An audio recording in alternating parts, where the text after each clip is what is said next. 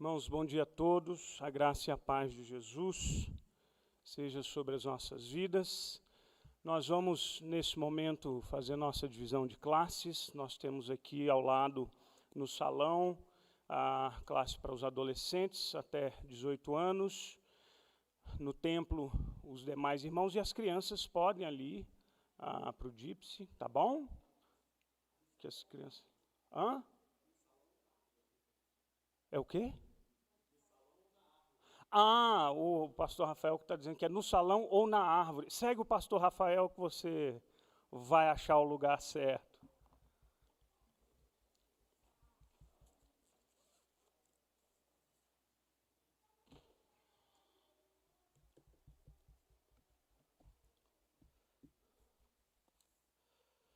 Irmãos, enquanto o pessoal vai saindo, eu quero pedir para você abrir a sua Bíblia no texto de Isaías, capítulo 52.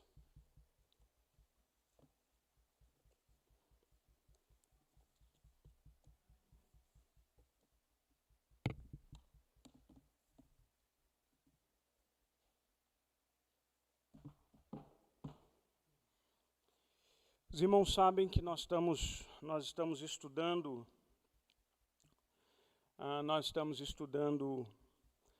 um livro intitulado 9 Marcas de uma Igreja Saudável.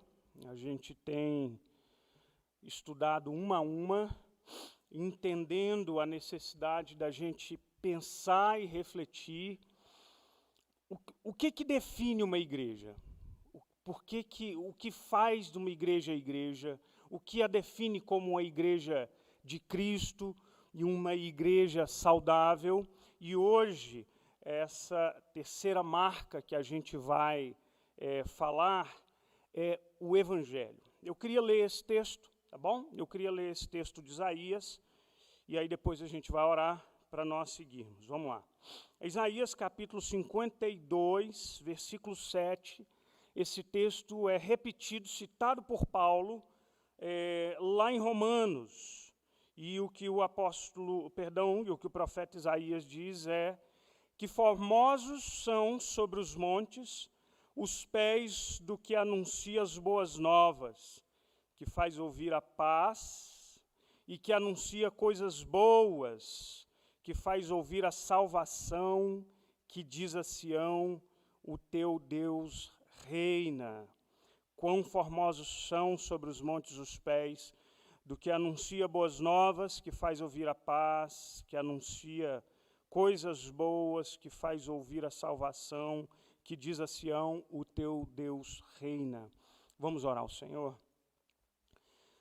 Pai querido, Pai santo, nós louvamos o teu nome por tua graça, pelo teu cuidado sobre nós. Louvado seja o teu nome pela oportunidade que a gente tem de reunir-se como igreja de Jesus para nós ouvirmos a tua palavra, para nós estudarmos a tua palavra. Dá-nos da tua direção em nome de Jesus e abra os nossos corações para receberem essa palavra, para que haja compreensão, mas mais do que compreensão. Não é só uma apreensão da mente cognitiva, mas uma compreensão que gere mudança no coração. Nós louvamos o teu nome por essa santa palavra, em nome de Jesus. Amém, Pai. Irmãos queridos,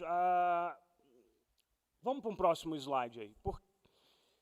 Quando a gente fala a palavra evangelho, é curioso a gente pensar, o que eu quero que você pense, é que a língua é viva, tá? A língua portuguesa é viva. E porque ela é viva, ela vai assumindo conotações diferentes na sua determinada cultura. Então, por exemplo, quando a gente diz aqui igreja, quando eu falo o nome igreja, imediatamente vem um prédio com uma cruzinha assim, aquelas casinhas bonitas e uma cruzinha. É aquela imagem mais pronta que está aqui grudada na minha cabecinha no que diz respeito à igreja. E quando eu falo evangelho, vamos voltar ao termo igreja, mas a gente sabe que, ok, um prédio pode ser chamado igreja, mas a definição de igreja é maior do que isso, é mais profunda do que a imagem desse prédio que está conectado ao nosso imaginário aqui. Eu coloquei ali, naquele slide, só para a gente lembrar, essa coisa da dinâmica da língua. Vocês lembram que a gente aprende lá na escola que a gente tem aquela denotação e a conotação. Me lembra até, minha memória é péssima, tá? Mas até hoje eu me lembro da regrinha que a professora de português dizia, olha, denotação é o sentido do dicionário, D do dicionário. Conotação é um sentido figurado. Então, quando a gente fala uma palavra, por exemplo, a gente tem um sentido mais literal e tem sentidos figurados daquela palavra. Vamos para o próximo slide. Quando a gente fala de termos e expressões bíblicas que são importantes para nós, quando a gente fala evangelho, quando a gente diz a palavra redenção, o que isso significa para você? Qual é a compreensão que você tem acerca de redenção? O que significa justificação? Você sabe o que esses termos significam? E muitos outros termos que eu poderia citar aqui. Por que a gente precisa estar muito atento para as influências, sejam elas culturais ou, enfim, a gente precisa estar muito atento quando a gente trata de termos bíblicos, irmãos. Por quê? Porque a compreensão que a gente tem desses termos, elas podem determinar muito a forma como a gente se relaciona. Sei lá, eu estou pensando no exemplo aqui de igreja. O que você entende sobre igreja? Por exemplo, a gente está vivendo um tempo de pandemia e há uma grandíssima discussão, colegas pastores, a turma tem criticado aqueles que acham que a igreja precisa manter os seus cultos públicos. Há aqueles que dizem, não, a igreja faz um bem à comunidade quando ela fecha as suas portas. Eu tenho a plena convicção de que a compreensão que a gente tem daquilo que é igreja e daquilo que é culto público, ela determina a nossa posição. E aí eu posso adiantar para você que, quando eu falo em igreja, quando eu falo em culto público, o culto público, irmãos, ele é muito mais, aqui eu estou abrindo um parênteses, tá? Para você entender que a compreensão de um termo, ela influencia e determina o nosso comportamento, as nossas ações. Culto é mandado para Deus. Deus nos manda cultuar. Deus diz que a gente não deixe de congregar. O culto, preste atenção, o culto público, irmãos, é mais do que uma mera reunião. No culto público, é o lugar onde nós nos reunimos para juntos proclamar as maravilhas de Deus, dedicar a Ele um serviço que lhe é merecido. No culto público, sabe o que os reformadores falavam acerca da pregação da palavra?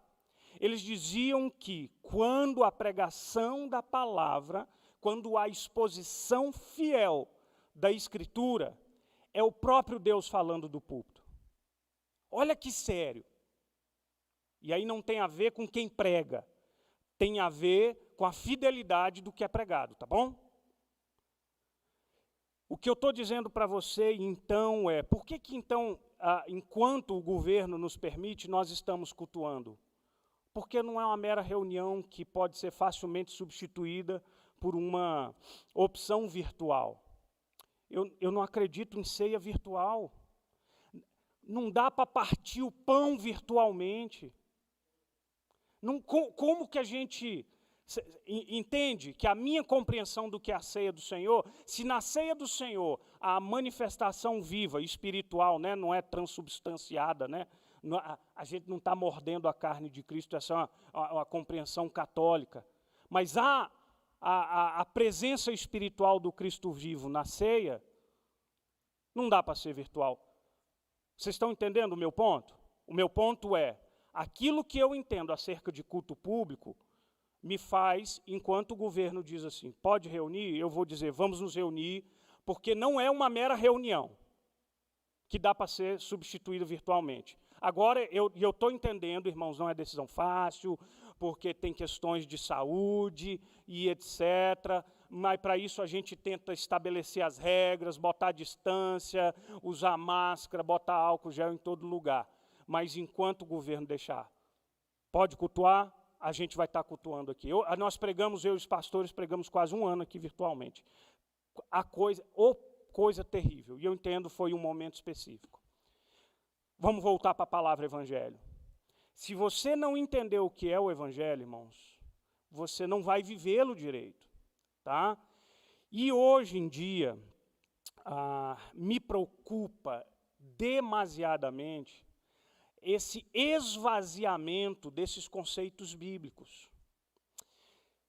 A gente não pode achar que é pouco importante a compreensão da palavra de Deus, das suas doutrinas. Tá? Como se fosse, eu falo aqui direto, hoje a gente vive num tempo que a turma diz assim, quero Jesus, mas não quero doutrina. Como é que você vai adorar corretamente um Deus que é revelado na Escritura se você não conhece a Escritura? Percebe que não dá para dissociar? E aí, amigos queridos, eu falo isso com muito cuidado, eu sei que há muitos pastores jovens, que têm milhares de seguidores, inclusive nas nossas igrejas presbiterianas, que são pastores do perfil bem coaching, que o pastor está indo à mídia e milhares de pessoas estão assistindo, e eles estão dizendo que se Jesus é o centro do Antigo Testamento, no Novo Testamento o centro é você. Aí eu tenho que dizer, irmão, eu discordo de você. Eu vi um vídeo de um pastor citando, e aí sabe qual é o intuito? Às vezes é fazer de Deus, assim, é dar uma humanizada em Deus, é tornar Deus mais palatável. Aí um outro pastor falando do Éden, disse que se fosse Jesus lá no Éden, ele também teria comido do fruto proibido. Porque está querendo botar Jesus mais humano, mais perto de você, e ele foi humano, mas foi o único que não pecou, porque ele era Deus. E aí eu posso citar algumas dessas afirmações que são perigosas, que são perigosíssimas.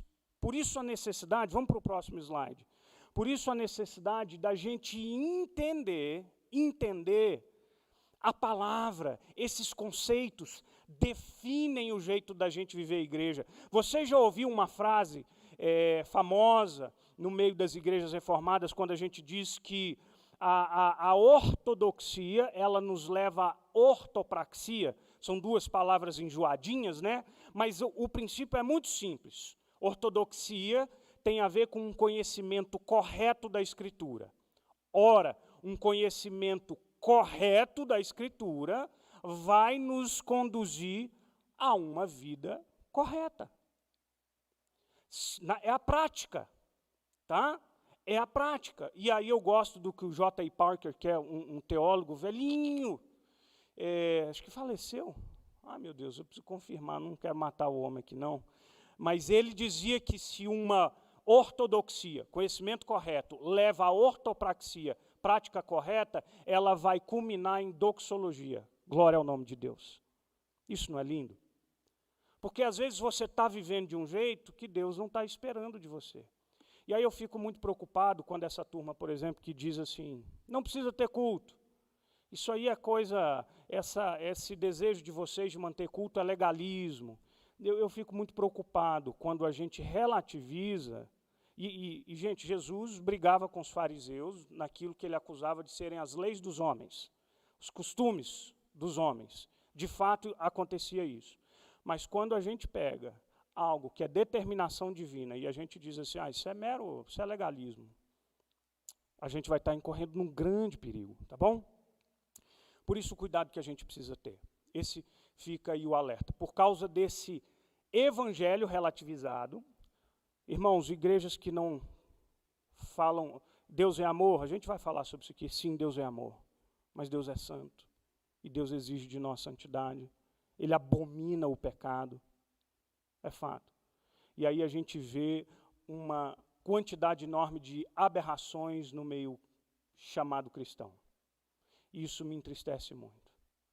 São líderes cristãos que têm a boca cheias de palavrões, são pessoas que se dizem cristãos e líderes de igrejas que dão um mau testemunho no seu trabalho. Eu tenho uma crise bem grande com esse negócio. Eu falo, olha, eu não estou entendendo esse negócio. Alguma coisa está errada. Será que não é uma compreensão da Bíblia que está equivocada? Vamos lá para a palavra evangelho. Vou pegar minha aguinha aqui. Bom, a palavra evangelho, esse é um termo, a sua definição mais simples, ou literal, tá? É boa nova, tá bom? Ou boa notícia. A gente começa agora facinho, ok. Aí a minha pergunta para você é, tudo bem, é uma boa nova, mas por que ela é boa nova? Já parou para pensar? A minha outra pergunta é, o que a Bíblia está querendo dizer com isso? A boa nova, qual é a boa nova para nós? A boa nova é que Deus é bom? A boa nova é que há salvação em Jesus? A boa nova é que Deus é amor e nós somos amados por Ele?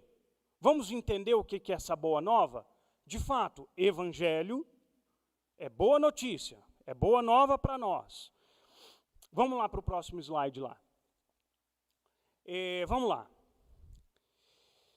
Olha, eu peguei essa ilustração para mostrar para você, para a gente entender a importância de uma compreensão precisa do evangelho, tá bom? Tá aí, a gente está vivendo num tempo de pandemia.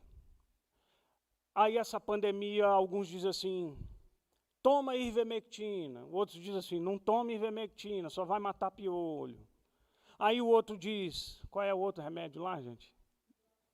Hidroxicloroquina, esse deu briga.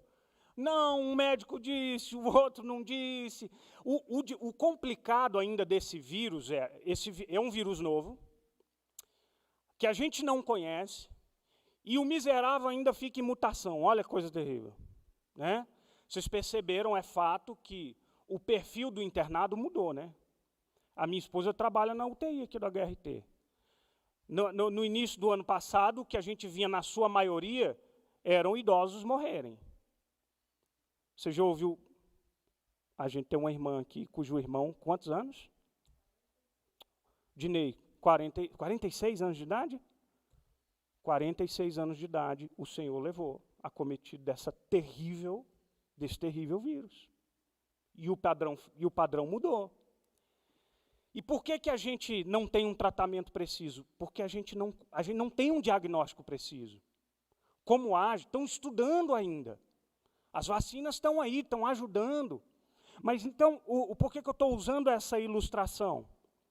Quando a gente está doente, a gente vai ao médico, ele faz uma entrevista, que eles chamam de anamnese. Eles começam a te perguntar. Vamos buscar sinais e sintomas. O que você tem, o que você está sentindo, tá bom? A partir dessa entrevista, dessa anamnese, ele então chega a uma conclusão e vai passar para você um medicamento, certo? Quanto mais preciso o diagnóstico dele, mais preciso vai ser o quê, gente? O tratamento.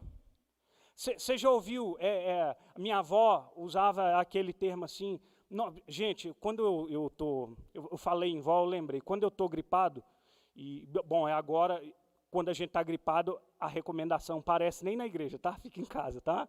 É porque hoje uma gripe pode ser qualquer outra coisa, mas enfim, naqueles tempos normais, eu aparecer gripado na igreja para mim sempre foi uma tortura. Por quê? Porque eu voltava para casa com 25 receitas de voz na minha mão. Pastor, toma isso. E eu sou ruim de tomar remédio.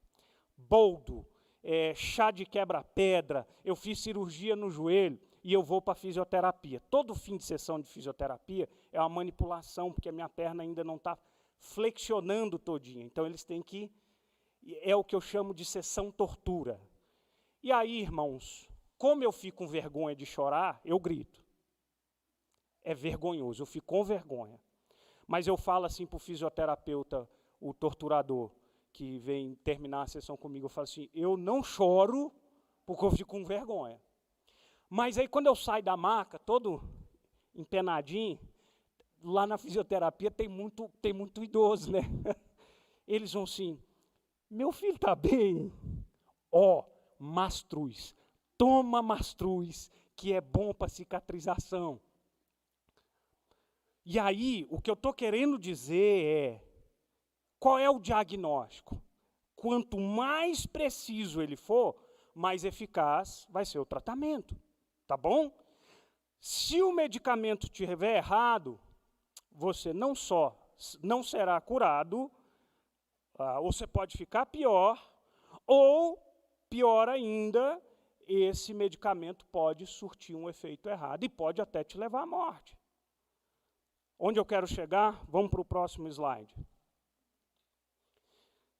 O Evangelho, a boa nova, ela traz para nós um diagnóstico. Sabe qual é o diagnóstico? Romanos 6:23. Vocês lembram o que é esse texto aí? Vou ler aqui rapidinho para vocês. Esse texto é bem conhecido nosso, tá? Olha o diagnóstico que a Bíblia traz para nós em Romanos 6:23. Porque o salário do pecado é a morte. Aí vem a boa nova. Mas o dom gratuito de Deus é a vida eterna em Cristo Jesus, nosso Senhor. Sabe qual é o diagnóstico de Deus acerca de nós? Ei, psiu, você é pecador. Ei, você está condenado. Mas tem uma boa notícia também. Em Cristo Jesus, a vida eterna. Sabe por que a boa nova é boa nova? Porque antes da boa nova tem uma má notícia para você. Você percebe aqui que antes de dizer que em Cristo Jesus nós somos salvos, que a gente tem salvação em Cristo, o apóstolo Paulo traz para nós a má notícia. A má notícia é o salário do pecado é a morte. E você está condenado. A boa notícia é, há uma chance para você. Esse texto, Isaías 52:7, belíssimo texto. Só para que você entenda, quando Jesus menciona a palavra evangelho, ou quando Paulo, lá em Romanos, salvo engano, é 15, quando o apóstolo Paulo cita esse texto aqui, quando ele diz, como crerão se não há quem pregue e tal, presta atenção, havia um contexto, tá? Imagina você, o reino de Israel no Antigo Testamento, você está vendo que há uma briga geopolítica constante. A região geográfica, aquele país está em constante guerra territorial com outros países. Invasores, assim aconteceu. O reino de Israel, quando dividido, a Síria logo levou o reino do norte exilado. Essas guerras eram muito comuns. E como que era o padrão ali? O padrão era a nação vencedora, normalmente ela iria destroçar a nação perdedora. O que sobrasse era fruto de espólio, é nosso. Os tesouros, se a gente quiser deixar sobreviver um ou outro, mas o resto estava todo mundo condenado. O contexto do anunciador das boas novas, sabe qual era? Israel ia em guerra com uma nação. As mulheres, as crianças ficavam em casa, os velhos, enquanto os homens iam para a guerra. Terminada a guerra, seja quem fosse a nação vencedora, deixava-se um anunciador, um atalaia. E esse camarada vinha. E toda cidade, normalmente elas eram cidades fortificadas, ficavam ali uma sentinela, um camarada vigiando, esperando o anunciador. Por quê? Porque ele quer saber notícia da guerra. Como é que terminou esse negócio? E aí ele ficava olhando, observando Quando é que vai chegar esse anunciador? Então, daqui a pouco, vinham, e aí Jerusalém, cidade montanhosa, de repente vinha aquele homem, e a gente não sabia se ele traria boas novas ou más novas. E de repente esse homem vinha dizendo, você podia ter duas opções, tá? Se eles perdessem a guerra, a notícia seria, nós perdemos a guerra, nós estamos condenados, os inimigos virão e entrarão em nossa cidade, as nossas casas serão saqueadas, os nossos filhos mortos, nós passaremos ao fio da espada, não há chance para nós. Mas havia uma segunda possibilidade. Nós vencemos a guerra. Nossos filhos e nossas filhas serão poupadas. Há esperança para nós. Há futuro para nós. E aí então Isaías diz que formosos sobre os montes são os pés daquele camarada que vem trazendo a boa notícia de que há esperança para nós. Leva isso para Jesus. Jesus é aquele que veio com seus formosos pés dizendo, ei, há esperança para vocês. Haverá amanhã para vocês. Nem tudo será condenação. Percebe? Começa a entender o que é o Evangelho. Vamos para o próximo slide. Olha esse texto aí. Que texto, não sei se está claro para você ver, mas é Efésios, Efésios 2, de 1 a 9. Ele vos deu vida, estando vós, olha o que diz a Bíblia, tá, irmãos? Estando vós mortos. Mortos. Essa é a definição de Deus. Parece dura, mas é verdadeira. Se eu não entendo a gravidade do meu estado sem Deus, como é que eu vou compreender a grandiosidade daquilo que Ele fez por mim? Você nunca vai entender o tamanho da graça de Deus se você não entender a profundidade e o terror do seu pecado. Ele nos deu vida, estando nós mortos em nossos delitos e pecados, nos quais andastes outrora, segundo o curso deste mundo, segundo o príncipe da potestade do ar, o espírito que agora opera nos filhos da desobediência, entre os quais também todos nós andamos outrora, segundo as inclinações da nossa carne, fazendo a vontade da carne e dos pensamentos, e éramos por natureza filhos da ira. Olha como Paulo nos define na vida sem Cristo. Mortos, filhos da ira, debaixo do controle do diabo. E aí há quem diga que esse mas, essa conjunção adversativa, é uma das palavras mais importantes da Bíblia.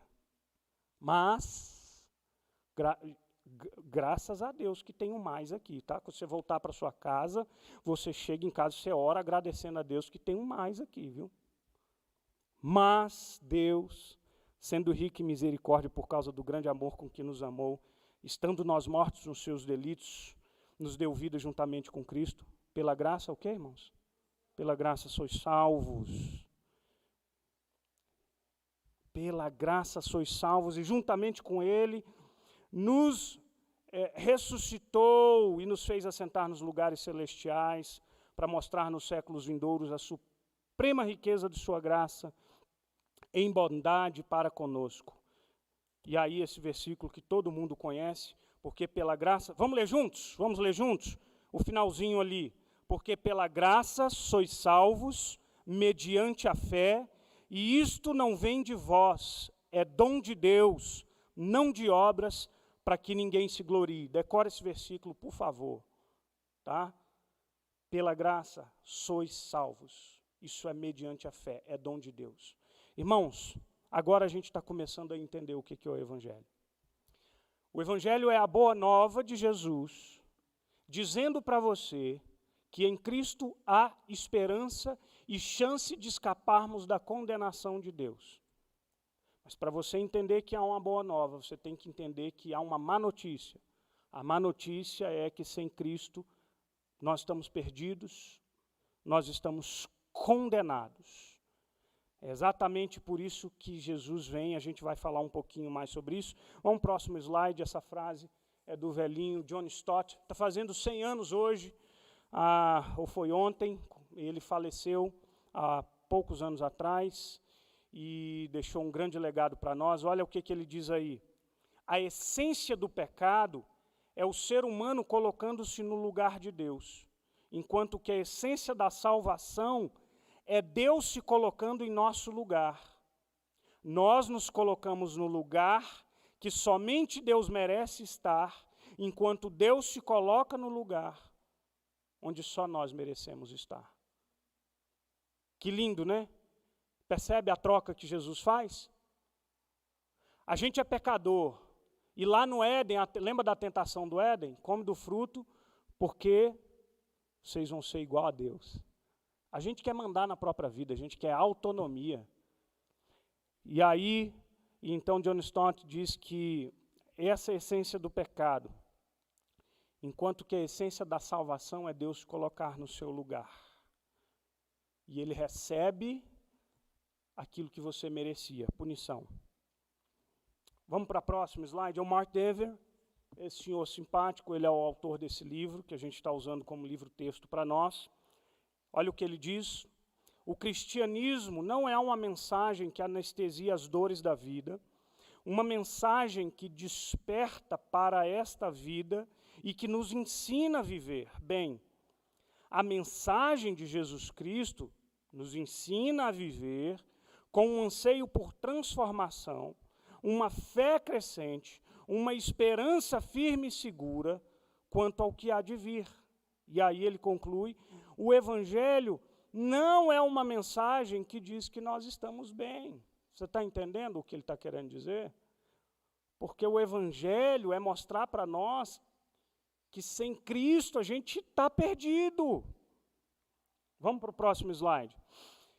E aí, a gente precisa perceber algumas coisas. As boas novas, a gente está entendendo aquilo que a boa nova é e aquilo que a boa nova não é. Por quê? Porque a gente tende a restringir o significado do termo, tá bom? Como é uma palavra muito usada, pregue o Evangelho. Você sabe o que significa o Evangelho? Leia o Evangelho. A gente tem aqui na Bíblia, no Novo Testamento, os 4 primeiros livros dos Evangelhos. Você sabe o que significa o Evangelho? Tá? Deus é amor. Sim, é verdade, Deus é amor. Mas essa não é a única notícia. Vamos para o próximo slide. Vamos lá. Eu já disse, aí vou repetir e reiterar. A má notícia é: você é pecador. Tá? A Bíblia diz que o seu pecado te separa de Deus. Separado de Deus, você está condenado. É por isso que Paulo diz que nós estávamos mortos nos nossos delitos e pecados. Sem Deus não há vida espiritual. Sem Deus há morte espiritual. E é por isso que a salvação tem que ser um dom de Deus. Porque quem está morto não consegue escolher vida. Só recebe como dádiva, como sopro, como dom do Criador. Essa é uma outra frase do John Stott, num livro que chama-se Porque Eu Sou Cristão, e eu gosto demais porque resume o nosso problema. É um joguinho de palavras. Ele diz que o coração do problema do homem é o problema do coração do homem. Sabe o que ele quer dizer? O cerne do problema em nós é o problema desse coração aqui, ó. Ele é pecador, gente. Ele é pecador. E aí a observação que eu faço é quando eu fico muito preocupado, quando a gente relativiza Deus, a Escritura, quando a gente transforma ou quando a gente proclama um Deus que é amor, Deus é amor, mas quando a gente recorta a figura divina para adequá-la ao nosso paladar, a gente tem um Deus que não demanda santidade, A gente tem um Deus que lida de forma displicente com o pecado. A aula passada que o Aldenir deu aqui falava sobre atributos, características de Deus. Deus é perfeito, Ele é santo, Ele é justo. E o pecado é a transgressão de tudo que é perfeito, santo e justo. Tá? Ele não comunga com o pecado, com as trevas. E é por isso que alguma coisa precisa ser feita com o pecado.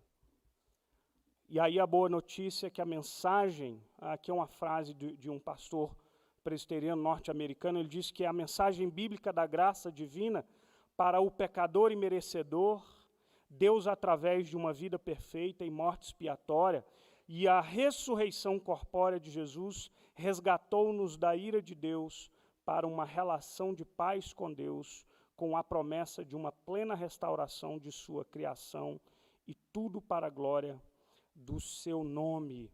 Deixa eu tentar te ilustrar da seguinte forma. Tem muita gente que diz assim: por que Deus, então, só não perdoa? A gente vai começar a entender o porquê da cruz, tá? A cruz foi necessária. Deus é amor, porque ele não tem o poder de perdoar pecados? Tem. Mas Deus é santo, como é que faz? Epa, tem mais. Deus é justo. Sabe como eu costumo explicar? Eu costumava explicar para as meninas, já pequenininhas em casa, acerca do horror da cruz. Eu dizia para elas assim: vamos pensar em uma figura de um bandido, tá?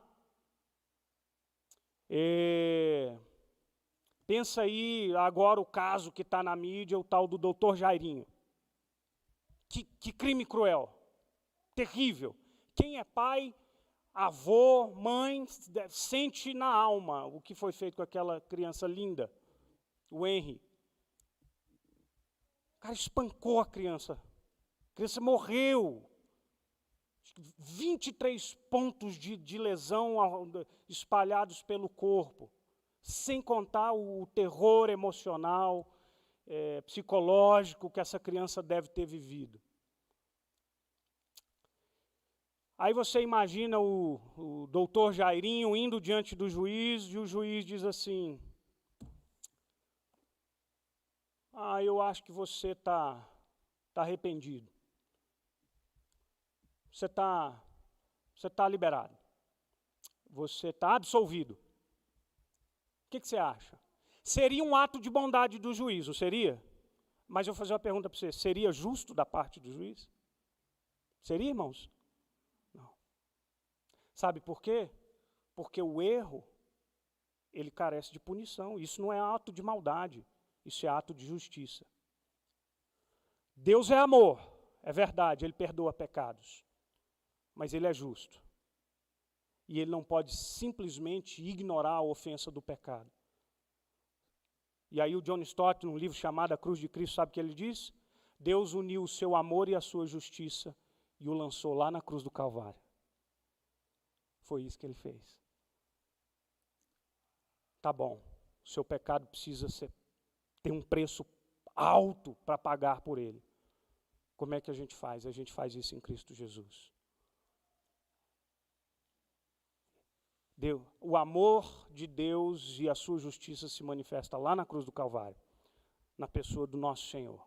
Vamos ali, o próximo slide diz assim: então quero que você entenda que as boas novas não são apenas que Jesus quer ser o nosso amigo. Tá bom? Bom, o Evangelho é apresentado às vezes dessa forma, né? No sentido de que Deus quer um relacionamento pessoal com você. De fato, Deus quer um relacionamento pessoal com você. Mas a gente precisa entender, seja que, para que isso aconteça, o que deve ser feito? O que precisa acontecer para que haja essa reconciliação? A cruz precisou acontecer para que houvesse essa reconciliação. Vamos para o próximo slide ali, ó.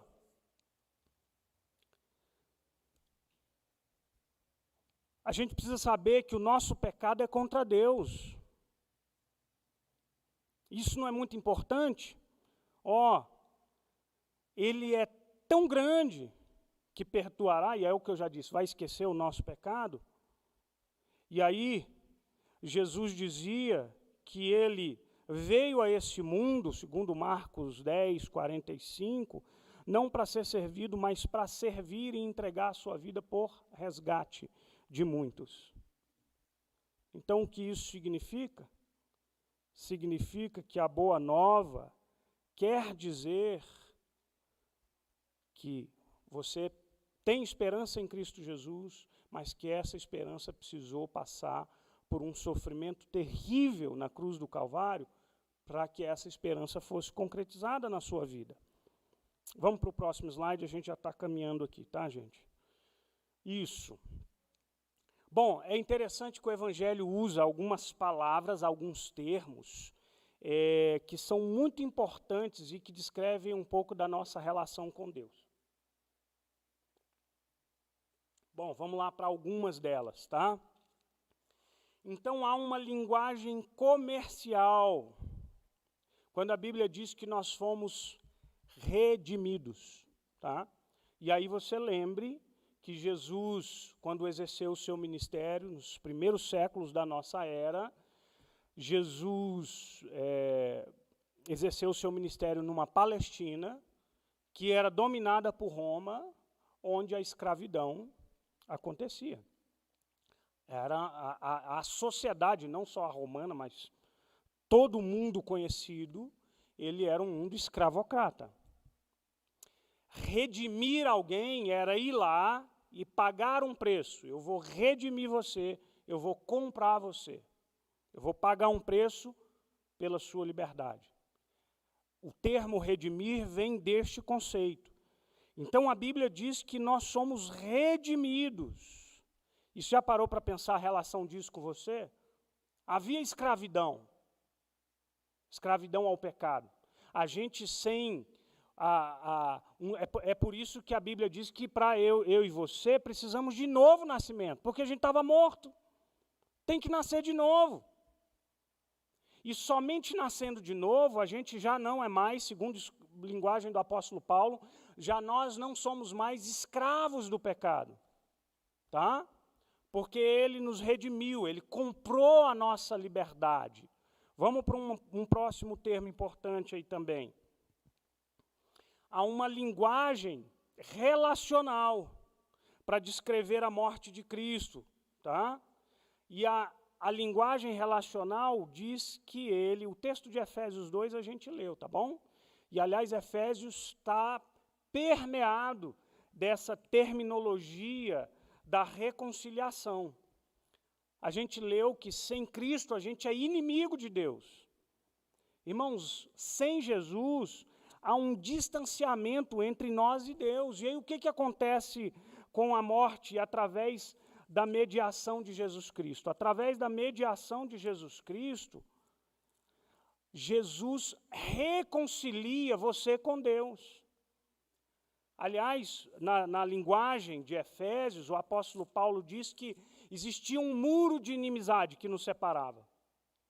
Você está distante de Deus, você é inimigo de Deus, você é filho da ira. E aí Jesus então vem pela sua morte, o que ele faz? Ele pega a sua mão e ele cola essa mão na mão do Pai e diz, agora você é filho porque você foi adotado. Agora a relação foi pacificada, você não é mais inimigo. Você anda com Deus, você tem paz com Ele, através de Jesus Cristo. E você vai encontrar essa linguagem farta na Bíblia, sobretudo Efésios, tá? Se você ler capítulo 2 de Efésios, capítulo 3 e 4 de Efésios, deixa eu ler aqui rapidinho para você. De novo, capítulo 2, versículo 13, mas agora em Cristo Jesus, vós que antes estavam longe, presta atenção na linguagem, você estava longe. Ele diz, em Cristo Jesus vocês são aproximados pelo sangue de Cristo. Aí de novo ele diz, ele é a nossa paz, porque de ambos ele fez um, derrubou a parede de separação que estava no meio, a inimizade, aboliu pela sua carne a lei dos mandamentos na forma de ordenanças, para que dos dois em si mesmo criasse um novo homem, fazendo paz, e reconciliasse ambos em um só corpo com Deus por intermédio da cruz, destruindo por ele a inimizade. Ele evangelizou paz. Viu a linguagem? Você estava longe, ele trouxe para perto.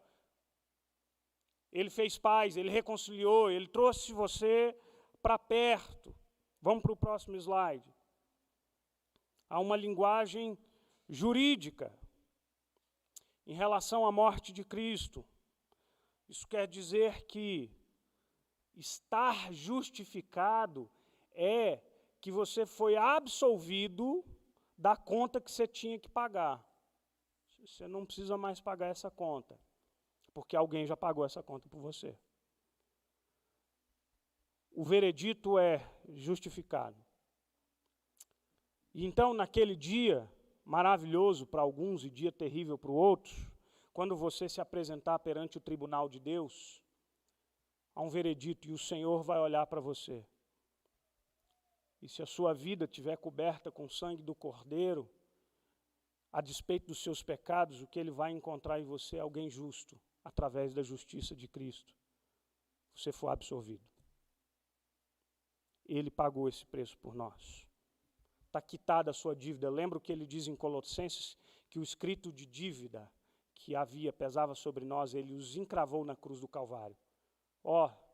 Sabe aquele boleto do carro que você financiou, dessa grossura? Acho que a gente tem um bem grande diante de Deus, bem grosso, bem volumoso. Jesus pegou esse escrito e falou assim, me dá isso aqui. Está aqui na cruz do Calvário, está pago, chega. Vamos à próxima. Linguagem militar, a gente está caminhando para encerrar, tá, irmãos? Linguagem militar, eu citei o texto aí de Colossenses, né, porque diz que ele triunfou sobre as potestades, ele as despojou ao desprezo. Isso é uma linguagem militar, tá, gente? Numa vitória militar, isso é bem comum para a cultura dos romanos, então os caras saíam para uma luta, para uma peleja, e aí quando eles voltavam triunfantes nos seus carros, vitoriosos, e eram saudados pela multidão. E essa é exatamente a imagem que o apóstolo Paulo usa lá em Colossenses 2:15, porque que diz que Jesus fez isso. Jesus prevaleceu sobre os principados e potestade, Jesus os expôs ao desprezo. Presta atenção, atrás da carreata dos vencedores, vinham ali amarrados e humilhados os perdedores. E aí a Bíblia diz que Jesus fez isso com Satanás, expôs ao desprezo. A derrota dele foi eloquente, porque ele venceu na cruz do Calvário. Vamos para o próximo slide. E aí, a gente precisa entender que há um erro muito comum. Deixa eu dar esse exemplo para você. Eu me lembro do tempo que eu trabalhei ali na 4ª IPT, tinha pertinho da igreja um lava-jato. E às vezes eu ia para a igreja, deixava o carro lá lavando e chegava a pé na igreja enquanto eu deixava o carro lá lavando. E pastor Rogério deve saber, ali, numa subidinha, nem sei mais se existe esse lava-jato. Então um dia eu estava lá e deixei o carro, e aí conversa vai, conversa vem, eu falei para o rapaz, eu sou pastor aqui na 4ª igreja. Aí o rapaz já mudou o tom comigo. Não foi um tom ruim, não, foi um tom bom. O senhor é pastor? E me tratou respeitosamente, e passou a me chamar de senhor e meteu umas palavras evangélicas no meio do vocabulário dele. Assim, dá uma convertida na hora, né? O cara limpa o vocabulário na hora. E aí, a um momento, ele falou assim, pastor, eu já fui de igreja. Eu falei, como assim já foi? Por que não é mais? Ele disse assim, rapaz, porque é muito difícil, é muito difícil viver na lei dos crentes. Você acha que é difícil viver na lei dos crentes? Aí a lei dos crentes, para eles, normalmente, o que é ser crente para ele? É abrir mão de bebedeira, de farras. Ele resume o evangelho naquilo lá. Tá? O Mark Dever diz uma coisa interessante. É óbvio que a vida cristã, ela muda o nosso comportamento. Tá? Mas eu não posso reduzir a vida cristã em fazer boas obras. Vocês lembram quando o apóstolo Paulo diz que nós somos salvos pela graça para as boas obras? Eu não me comporto bem para receber o favor de Deus. Eu me comporto como Deus quer, em gratidão àquilo que Ele já fez por mim. O Tim Keller costuma dizer o seguinte: o evangelho é boa notícia, não é bom conselho. O bom conselho é: faça isso que você vai se dar bem. A boa nova é: Deus fez isso por você. A gente não tenta viver corretamente por causa de obter o favor de Deus. Isso é muito comum, gente. Eu tenho falado para vocês que eu tenho ido a muito velório.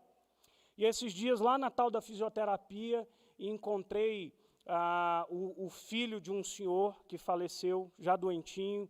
A irmã dele, que era membro da igreja, e ela era crente, e ela cuidou do pai, e por isso ela pediu para eu ir para o velório dele, e eu fui lá e preguei no velório.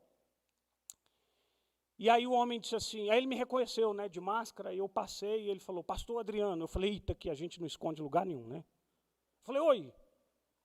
Ainda bem que ele falou comigo antes de ver eu gemendo lá na maca, senão que vergonha, né?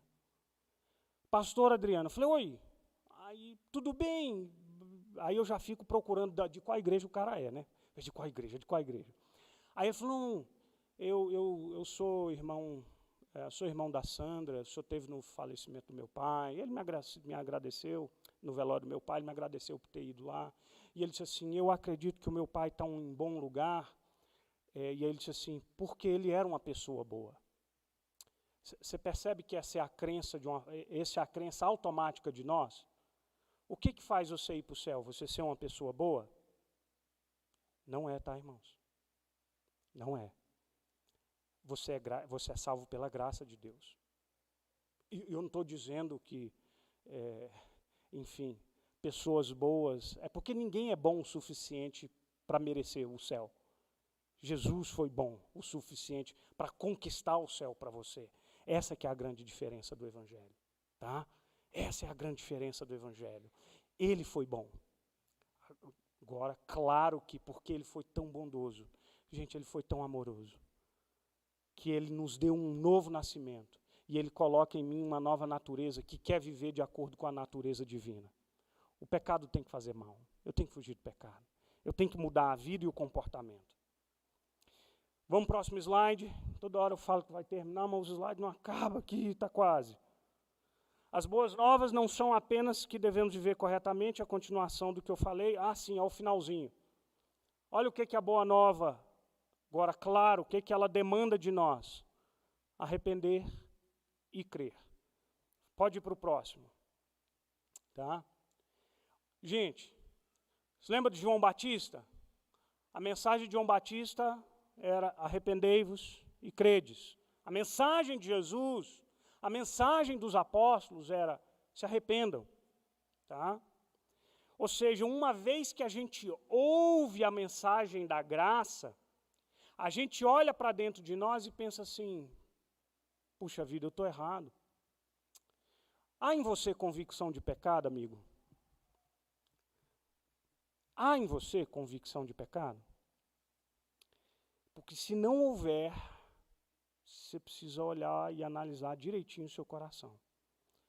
Porque onde o Espírito Santo habita, ainda que essa transformação ela não foi ainda cabal, vai ser na glória não tem pecado, mas tem uma nova natureza aqui em mim.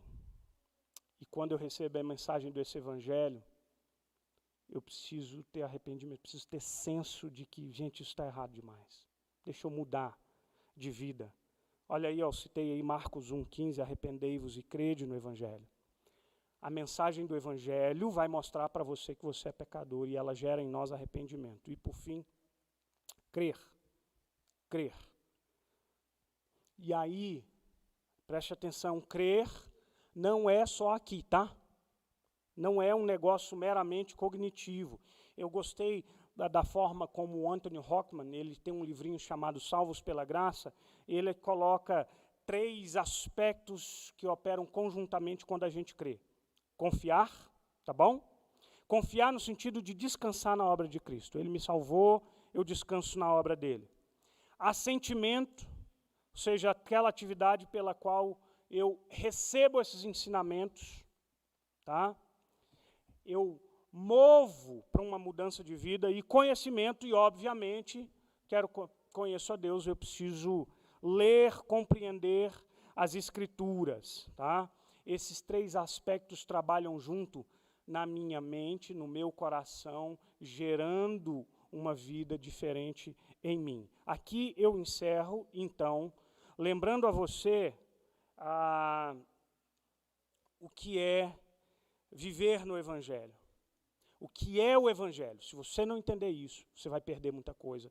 E a sua vida cristã, a qualidade dela vai ser comprometida. Vou terminar aqui lendo uma saudação feita por um pastor, o Ray Ortlund, e ele diz que é uma saudação que ele faz para as pessoas, dando as boas-vindas para as pessoas na sua igreja. Ele diz que é uma saudação centrada no Evangelho. Olha que linda a saudação dele. Ele diz assim: a todos os que estão cansados e precisam de descanso, a todos os que choram e precisam de consolo, a todos os que sentem-se sem valor e se perguntam se Deus se importa, a todos os que falham e desejam ser fortalecidos, a todos os que pecam e precisam de um Salvador.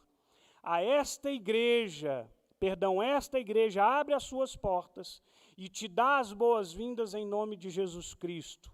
Ele, aliado dos inimigos, o defensor do culpado, o justificador do indesculpável, o amigo dos pecadores. Sejam bem-vindos. Que maravilha, né? Vamos ficar em pé e vamos orar ao Senhor. Fala, meu irmão.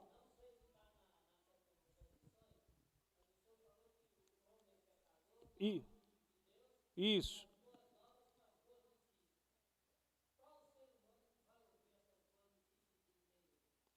Aquele que foi escolhido pelo Senhor. Aquele, aí a gente pode falar mais sobre isso. Aquele que Deus botar a semente e dizer assim: esse fruto vai nascer. Aquele que o Senhor chamar, porque esse coração está morto. Ele não ouve, ele não ouve. Vamos ficar em pé para a gente orar. Irmãos, Deus abençoe sua vida. Deus te dê um descanso. À noite a gente está aqui às 18 horas, buscando ao Senhor e sua palavra. Medite nas coisas que a gente tem falado, irmãos. Tá bom? Vamos orar ao Senhor. Pai querido, santo, amado, eterno, obrigado por tua graça, amor e cuidado sobre nós. Perdoa-nos em nome de Jesus, nos perdoa, nós somos pecadores e a gente precisa reconhecer o nosso pecado, mas a despeito do tamanho do nosso pecado, há um amor grandioso com o qual eu e os meus irmãos aqui fomos amados. A boa nova de salvação foi nos dada, a esperança em Jesus. Nós, através da obra de Cristo, fomos reconciliados com Deus, porque nós estávamos distantes dele. E agora nós estamos aqui como família de fé. Nós estamos aqui como povo, chamado, convocado, como filhos de Deus, como cordeiros em Cristo Jesus. Muito obrigado pela boa nova que nos foi dada. Que o nosso coração jamais se esqueça da profundidade do que isso significa. Nós temos um grande Salvador, porque nós somos grandes pecadores. Nós somos. E o Senhor nos salvou mediante sua graça. Louvado seja o teu nome em Cristo Jesus. Amém. Deus abençoe vocês. Vamos receber a bênção? Que a graça do nosso Senhor Jesus,